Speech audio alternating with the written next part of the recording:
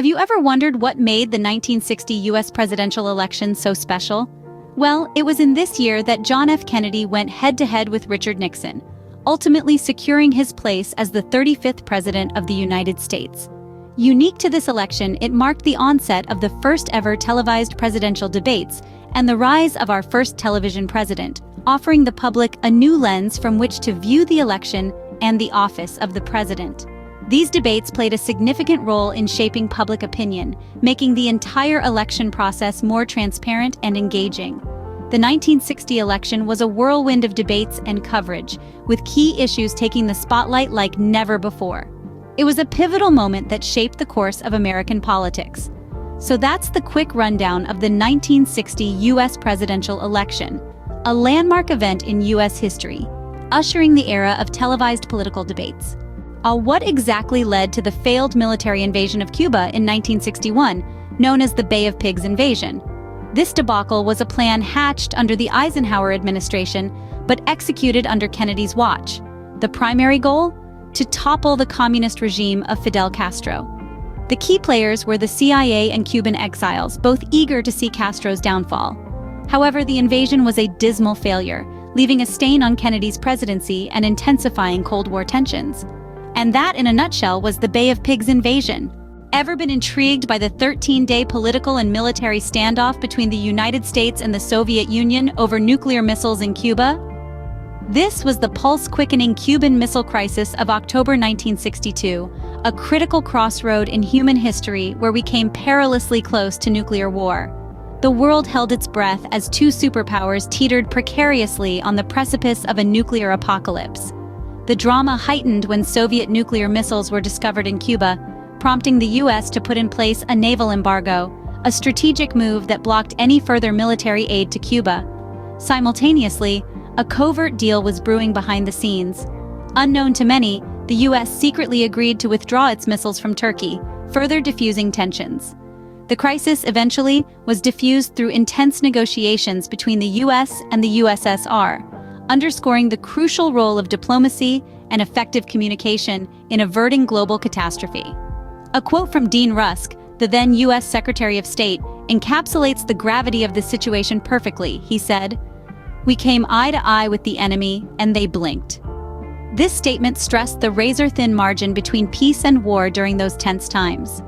And thus ends the tale of the Cuban Missile Crisis, a harrowing reminder of how close we came to witnessing the dawn of nuclear warfare. Who were the Black Panthers, and why were they so influential in the 1960s? The Black Panthers were a political organization founded in 1966, aiming to challenge police brutality against the African American community. They were known for their 10-point program, advocating for the rights of African Americans and initiating community programs. While other civil rights organizations advocated for peaceful protests, the Black Panthers took a different approach, promoting self-defense and social programs. The Black Panthers, a significant chapter in the civil rights movement. What was the landmark event that prohibited racial discrimination in voting in the United States? The answer is the Voting Rights Act of 1965. This pivotal legislation was the culmination of a long and hard-fought battle against discriminatory practices, such as literacy tests, that were designed to suppress minority voters. It was not an overnight victory, but rather the result of tireless efforts by civil rights activists and organizations who fought for equality and justice. That wraps up the Voting Rights Act of 1965. What was the Great Society and how did it aim to eliminate poverty and racial injustice? A set of domestic programs launched by President Lyndon B. Johnson in the mid-60s aimed to do just that. The Great Society's goals were vast, but its achievements were many. These included significant advances in education, healthcare, and civil rights, and it led to the inception of social welfare programs like Medicare, Medicaid, food stamps, and AFDC, now known as TNF. It sought to level the playing field by providing more opportunities for the disadvantaged, thereby transforming American society in the process. And that's the Great Society in a nutshell, a major driver of social welfare programs we know today. What made NASA, the National Aeronautics and Space Administration, a game-changer in the 1960s? Established in 1958, NASA became an emblem of the era's space race. Its ambitious goals led to groundbreaking achievements, including landing the first man on the moon. Beyond space exploration, NASA's scientific research and technological advancements had a profound impact on the U.S. economy. They fostered innovation, spurred economic growth, and even influenced everyday life. So that's a brief overview of NASA and its significant contributions. Who were some of the key figures and organizations that shaped the events and movements of the 1960s? Let's dive in. First up, we have Dolores Huerta, a formidable civil rights activist. Huerta was instrumental in securing disability insurance for California's farm workers. She also led a national grape boycott to highlight the dangers of pesticides to farm workers and negotiated to secure improved working conditions for these essential workers. Next, we turn our attention to Betty Friedan, a pivotal figure in the feminist movement. Friedan published her influential first book, The Feminine Mystique, in 1963. This groundbreaking work sparked widespread discussion about women's roles in society and was a catalyst for the second wave of feminism. These individuals, among others, were central to the social and political changes that defined the 1960s. Their contributions continue to shape our world today. And those were some of the key figures and organizations that you'll need to know for your U.S. history quiz. Let's delve into the Vietnam War, a conflict that left a lasting impact on the United States and Vietnam. It all started with the Gulf of Tonkin incident in 1964, where 2 U.S. destroyers were reportedly attacked by North Vietnamese patrol boats. This incident led to the Gulf of Tonkin Resolution, which gave President Lyndon B. Johnson the authority to deploy U.S. forces in Southeast Asia without a formal declaration of war by Congress. Shortly after, in 1965, the U.S. instituted the draft, leading to widespread protests, especially among young people, many of whom were now eligible to fight in a war they did not believe in.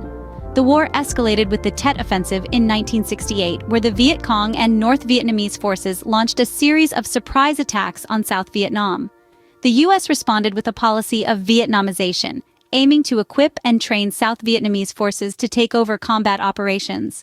The war saw the use of harmful chemicals like Agent Orange and napalm, causing significant damage to the environment and human health.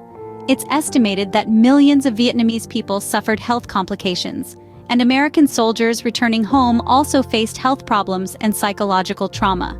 The U.S. began withdrawing troops in 1973, and by 1975, the fall of Saigon marked the end of the war, with North Vietnam emerging victorious. The Vietnam War left a significant mark on American society, shaping attitudes towards the government and military. The war's legacy continues to be a topic of heated debate, even today. And that's a brief look at the Vietnam War, an important part of the turbulent 1960s. Let's now explore how the counterculture of the 1960s influenced public sentiment towards the Vietnam War. The 1960s was a time of significant social and cultural change, marked by a rise in counterculture, a subculture whose values and norms differ substantially from those of mainstream society. This counterculture was reflected in pop music, literature, and politics, with icons like Bob Dylan, the Beatles, and writers from the Beat generation challenging traditional values and promoting peace, love, and unity. This counterculture movement played a significant role in fueling protests against the Vietnam War. Many young Americans, disillusioned by the war they viewed as unjust, took to the streets to voice their opposition. The counterculture also promoted draft resistance, further influencing public sentiment towards the war. Meanwhile, a growing credibility gap, a term used to describe the public's growing distrust of the government's statements about the war, further fueled opposition to the war. This credibility gap was in part due to the government's optimistic portrayals of the war, which contrasted sharply with media reports and first-hand accounts from soldiers returning home. And that's how the counterculture of the 1960s played a significant role in shaping public opinion during the Vietnam War. It not only marked a shift in cultural values, but also played a key role in the anti-war movement, highlighting the power of popular culture and public sentiment in shaping historical events.